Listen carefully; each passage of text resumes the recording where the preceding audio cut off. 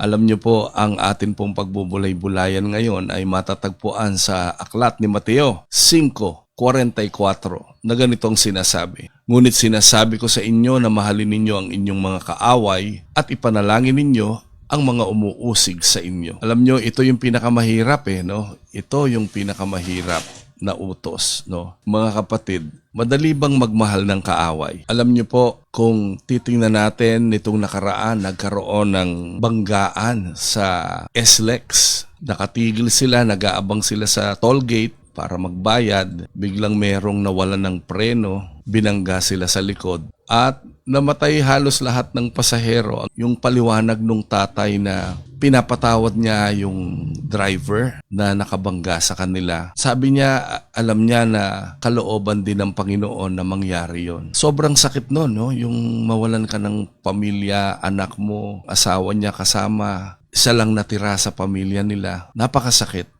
Pero pinili pa rin itong ama ng tahanan na magpatawad. Alam nyo, yung likas sa atin bilang tao, gumante, makapatas, maipagtanggol yung sarili natin, yung makasakit din tayo kung sinaktan tayo. Yun yung normal pero alam nyo, kakaiba yung turo ng Panginoong Jesus dito sa Mateo 5:44. Anong ibig sabihin ng mahalin ang kaaway? Ang sinasabi dito ng Panginoon na hindi naman yung ibig sabihin ay kailangan maging close agad o kalimutan ang sugat o wag intindihin ang sugat. Ang gusto lang ng Panginoon dito, magdesisyon tayo sang-ayon sa pag-ibig na naranasan natin sa Panginoon. Kasi kung babalikan natin yung ating lumang pagkatao, ang Diyos hindi siya tumigil na ibigin tayo, hindi siya tumigil na mahalin tayo, at hindi siya tumigil na unawain tayo. Ang nais lang ng Panginoon sa talatang ito ay piliin natin ang mabuti kesa sa masama.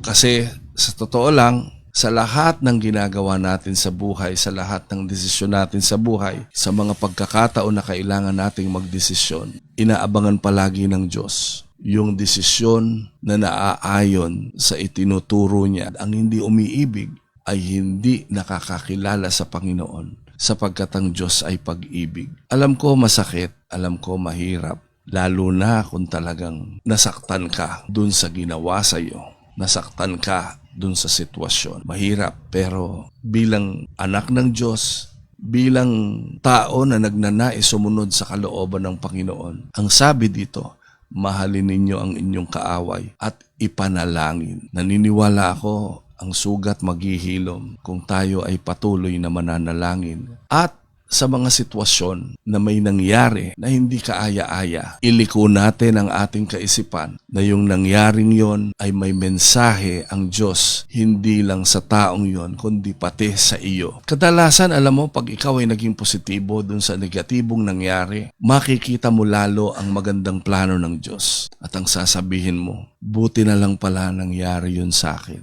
Kung hindi, hindi ko mauunawaan yung sitwasyon mo ngayon.